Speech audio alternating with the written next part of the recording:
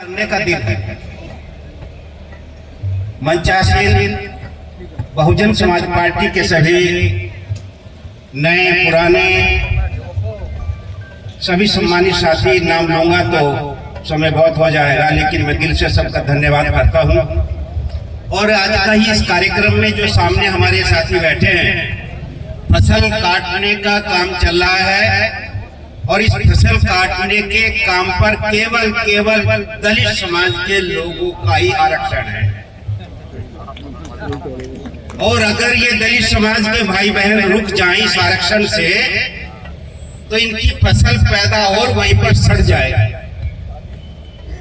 लेकिन उसके बावजूद भी गांव-गांव गली-गली से हमारी 7 विधानसभाओं मैं अगर मैं हाथ उठाकर कहूं कि किस विधानसभा से नहीं आए, सभी विधानसभा से हमारे कम ज्यादा कार्यकर्ताओं ने जो आज अगर यहाँ नहीं आते तो जरूर अपनी या दूसरे की फसल काटकर अपने बच्चों के लिए कुछ न कुछ इकट्ठा करने का काम कर रहे हैं।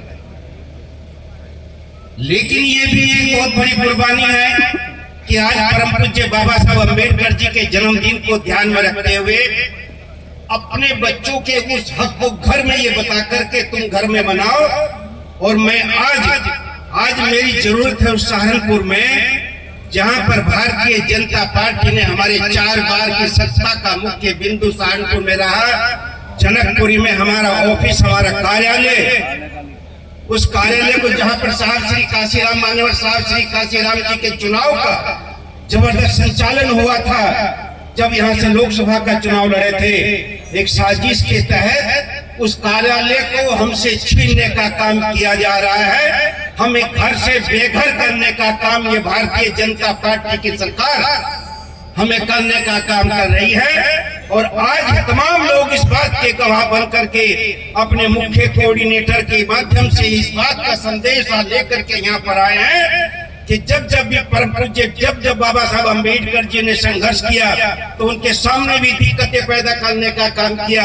उन्होंने भारत रत्न का जो काम मुकाम ऐसे ही हासिल प्राप्त नहीं किया था, उन्होंने अपने जीवन को आहुति देने का पहले काम किया था, तब उनको भारत रत्न, और वो भी कांग्रेस पार्टी ने नहीं। ये भी ध्यान करने की बात है कि परम पूज्य बाबा साहब अम्बेडकर जी को जो भारत रत्न मिला था वो कांग्रेस की देन नहीं है, वो दूसरी पार्टी की ही देन है। और वो भी देन है तो हमारे 5 सांसद जो बने हुए थे ये उनकी मेहरबानी से बहुजन समाज पार्टी के सांसद थे।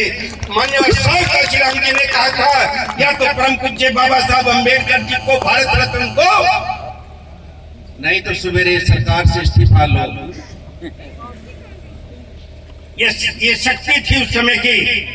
तो साथियों, आज उन मान्यवर साहब श्री काशीराम जी ने जहां पर चुनाव का केंद्र बिंदु हमारा ऑफिस रहा जनकपुरी में, उसके पीछे किसकी साजिश हुई क्या नहीं हुई ये पदाधिकारी जाने, लेकिन वो कार्यालय, वो हमारा सपना, जब लोग बस में से सीधे उतर करके अपने ऑफिस में अपने समस्याओं का निस्तारण कराया करते थे, वो हमारा कार्यालय शायद कुछ दिनों के बाद हमारा इतिहास के पन्नों में से गायब हो जाएगा, वो हमारा जगह नहीं रहेगी। परम पूज्य बाबा साहब अम्बेडकर जी के सामने जो चुनौतियां थी, आज वो चुनौतियां इस भारत में बहुजन समाज पार्टी के सामने जब हम बहुजन समाज पार्टी का नाम लेते हैं तो केवल आदरणीय बहन जी ही नहीं है। जब हम बहुजन समाज पार्टी का नाम लेते हैं तो केवल चंद नेता नहीं है। बहुजन समाज का नाम लेते ही तमाम इधर से बैठे हुए उधर लोग, तमाम वो गरीब गुरबा लोग, वो भूखे नंगे लोग, वो जिनके हक इन लोगों ने छीनने का काम किया था, वो तमाम लोग बहुजन समाज में इकट्ठे होकर के अपने हक हकूक की लड़ाई जिस प्लेटफार्म का सहारा लेकर लड़ने का काम करते हैं, वो बहुजन समाज पार्टी नाम का प्लेटफार्म बनाया गया है। आज उस प्लेटफार्म को कमजोर करने का प्रयास किया जा रहा है। तभी इस प्लेटफार्म को कमजोर करने का प्रयास बाबू जगजीवन राम के नाम से किया गया। कभी इस प्लेटफार्म को कमजोर करने का काम रामविलास पासवान जी के नाम से किया गया। कभी हमारे इस बहुजन समाज नाम के प्लेटफॉर्म को कमजोर करने का प्रयास किसी और नाम से भी किया जा रहा है, और उस नाम को सदन के अंदर भारतीय जनता पार्टी का एक वरिष्ठ मंत्री कहता है, सदन के अंदर उसका फोटो भी वायरल हुआ कि ये तो हमारे हनुमान हैं। भारतीय जनता पार्टी का अगर कोई बड़ा हनुमान है तो ये हमारा भाई है जो सहारनपुर का रहने वाला है। नाम नहीं लूंगा यहाँ पर मैं। हम लोग साथियों उस चुनौती को स्वीकार करते हैं। भारतीय जनता पार्टी की सरकार जी, आपने जो हमसे हमारा घर, हमारा आशियाना छीनने का प्रयास किया है, हम आपकी चुनौती को स्वीकार करते हैं।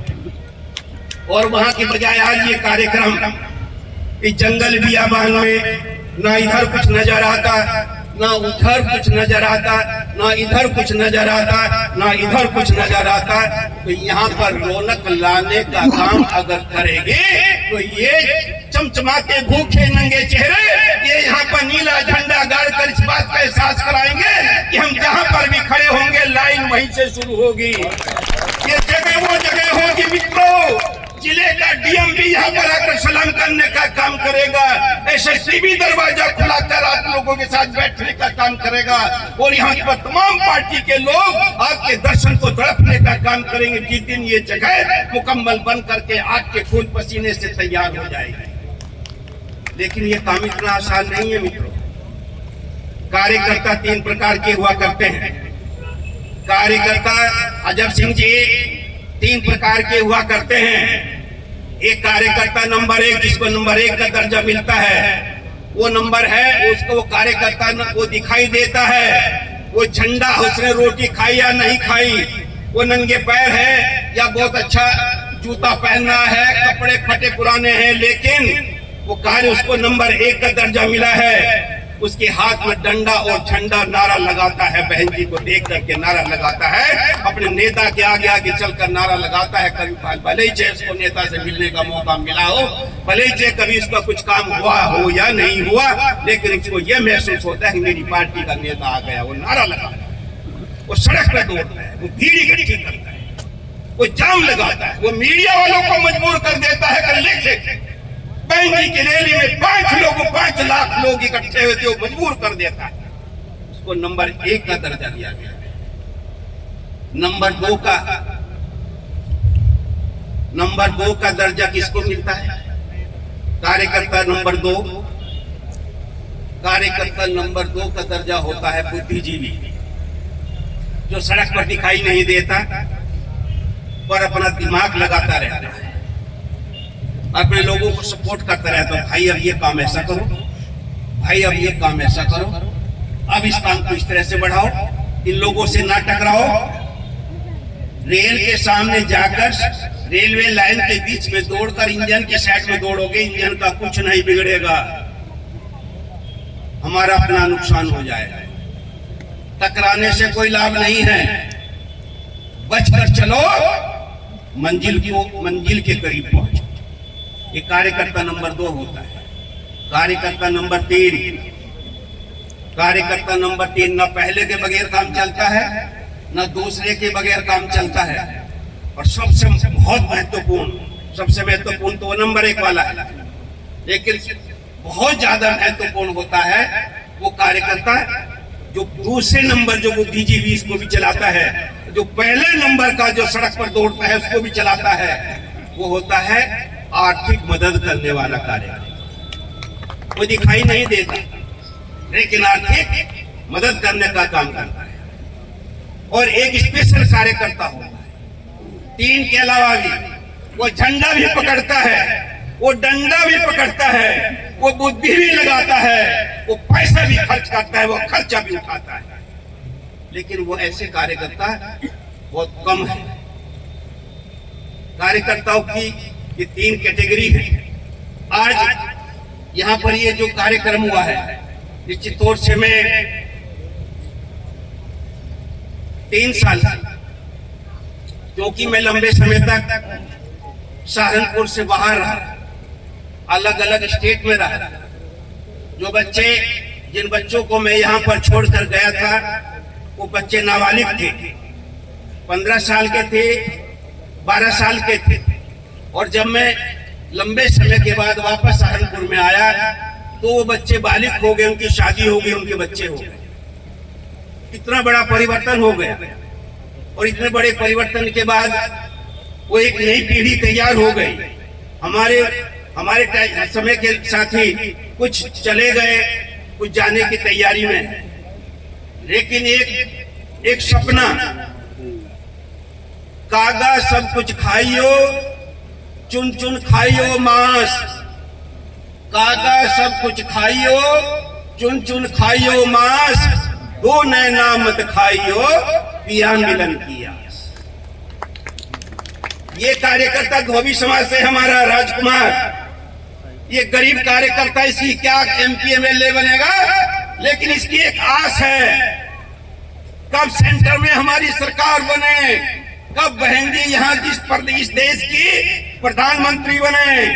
प्रधानमंत्री का सपना अगर दूर हो रहा है तो सोच रहा है कब बहन जी यहाँ पर 5वीं बार यहाँ की सरकार, तानाशाही सरकार को हटा करके तख्त बदल दो, ताज बदल दो, बेईमानों का राज बदल दो की पद्धति पर चल करके यहाँ पर फिर से आदरणीय बहन जी का शासन, उनका राज यहाँ पर आए।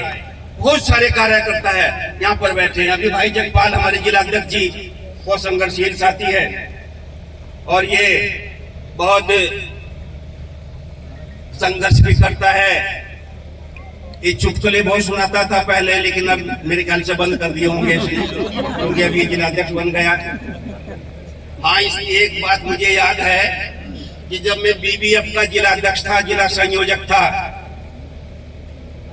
और हमारे सहारनपुर के एक विधायक ने पाला बदल करके सरकार में शामिल हो गया था समाजवादी के साथ। देवबंद का विधायक था और वो विधायक जब उससे मीडिया के लोगों ने पूछा था कि तुमने पार्टी क्यों छोड़ दी, तो उसने बताया कि बहन जी पैर छुआती है, अपने आप कुर्सी पर बैठती, हमें नीचे बिठाई। लेकिन जब वो टिकट पाने के लिए तड़पता था, यहाँ से लगाकर वहां तक नाक के बल चलता था, तब उसे बहन जी एक देवी नजर आई। जब वो विधायक बन गया, फिर उसको बहुजन समाज पार्टी में तमाम कमियां नजर आने लगी। और जब वो मिनिस्टर बनने के बाद सहारनपुर वापस आया, उस दिन मैंने BBF का जिला संयोजक होने के नाते अपने कार्यकर्ताओं को संगठित करने के लिए जनकपुरी कार्यालय पर BBF का कार्यक्रम आयोजित किया। वो BBF का एक दौर था, लगभग 5000 के करीब हमारे कार्यकर्ता थे, जिसमें 2000 के करीब महिला थी। बहुत लड़कियां भी हमारे उस संगठन में थी और हमने मीडिया को सूचना ही नहीं होने दी। और हमने जो है इनकी इंटेलिजेंस को भी सूचना नहीं हुई, जनकपुरी थाने को भी सूचना नहीं हुई, और भारी भीड़ हमारे कार्यालय पर इकट्ठी हो गई। जब बहुत ज्यादा भीड़ हो गई, हमने डबल लाइन लगवाई। अगर सिंगल लाइन लगवाते तो बहुत लंबी हो जाती। जगपाल तब ये हमारा विधानसभा का संयोजक था BBF का, तब मैंने इससे कहा कि भाई डबल लाइन लगवा, और डबल लाइन लगा के हाथ में नीला झंडा लेकर के हम लोग जब निकले तो SSP ऑफिस में हमारे 2 विधायक BSP के थे। एक बात, वैसे तो वो दोनों ही मिनिस्टर बने थे, भाई लम सिंह जी थे, एक दूसरे और साथी थे सैनी समाज से, वो SSP ऑफिस में बैठे हुए थे। उन्होंने हमें बताया कि SSP ऑफिस में एक मैसेज आना शुरू हो गया कि साहब एक नीली पैंट और सफेद कमीज और नीली टोपी वाले बहुत सारे नौजवान हाथ में झंडा लेकर के ये हमारा अस्पताल के पुल के ऊपर चढ़ाई कर रहे हैं, चढ़ रहे हैं, ये मालूम नहीं कहां जा रहे हैं। एसएसपी घबरा गया। उसने जनकपुरी की पुलिस को कहो कि साथ साथ चलो, और आगे सदर थाने के इंस्पेक्टर था वो हमारे आगे हो गया, पूरे जिले की पुलिस हमारे दाएं बाएं हो गई। और इस जगपाल ने एक नारा दे दिया। उस समय में इसने मेरे से भी नहीं पूछा, ये आ गया पीछे पीछे चल रहा था, एक नारा दे दिया, बसपा के गद्दारों को जूते मारो सालों को, ये नारा दे दिया। तो हालांकि किसी को गाली देने का हमारा कैरेक्टर नहीं।